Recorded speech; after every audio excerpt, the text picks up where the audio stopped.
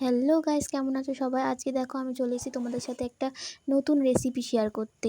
কি আর বলবো বলো, সন্ধেবেলা হলেই আমার বরের এত খাইকাই করে। সেই জন্য আজকে চলে এসেছিলাম নতুন একটা ডিশ বানাতে। তো ওই জন্য আলুটাকে প্রথমে সিদ্ধ করে নিচ্ছিলাম। হ্যালো গাইস, আমার এখন পরোটা খাওয়ার ইচ্ছে হয়েছে। সরি, পরোটা নয়, পকোড়া। সো পকোড়া। কি অবস্থা দেখো, এত বড় ছেলে হয়ে গেছে তাও এখনো তোতলানো স্বভাবটা যায়নি। আলুটা সিদ্ধ করার পরে ভালো করে আমি আলুটাকে মেখে নিচ্ছিলাম একদম মিহি করে। এরপরে আমি এখানে কিছুটা কোচা পেঁয়াজ দিয়ে দিলাম, ধনের গুঁড়ো, জিরের গুঁড়ো, কিছুটা হলুদের গুঁড়ো, পরিমাণ মতন নুন।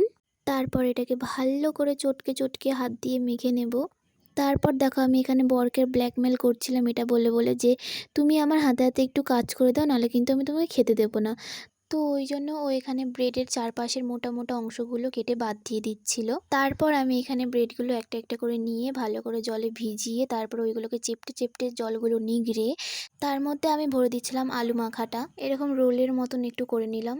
তারপর ওইগুলোকে একটা একটা করে ডিমের ভিতরে চুবিয়ে তারপর ব্রেড ক্রামসগুলো ওর মধ্যে ভালো করে মাখিয়ে নিচ্ছিলাম, নিয়ে এবারে গরম গরম তেলের মধ্যে ছেড়ে দিলাম। তারপর ভালো করে নিভু নিভু আছে ভেজে নিচ্ছিলাম। দেখি কেমন হয়েছে। খেয়ে দেখো কেমন হয়েছে। ছেলের কাণ্ড দেখো, গরম গরমই খেতে শুরু করে দিয়েছে।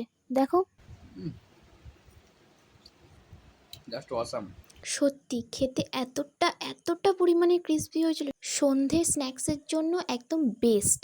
এবার থেকে আমার বর যদি বেশি খাই করে তো আমার কোনো প্রবলেম হবে না তাতে। আমার তো বেশ ভালোই লাগলো। তো আমার রান্নার ভিডিওটা তোমাদেরকে কেমন লেগেছে অবশ্যই কিন্তু কমেন্টে জানিও। তোমরা কমেন্ট করলে আমার ভালোও লাগবে।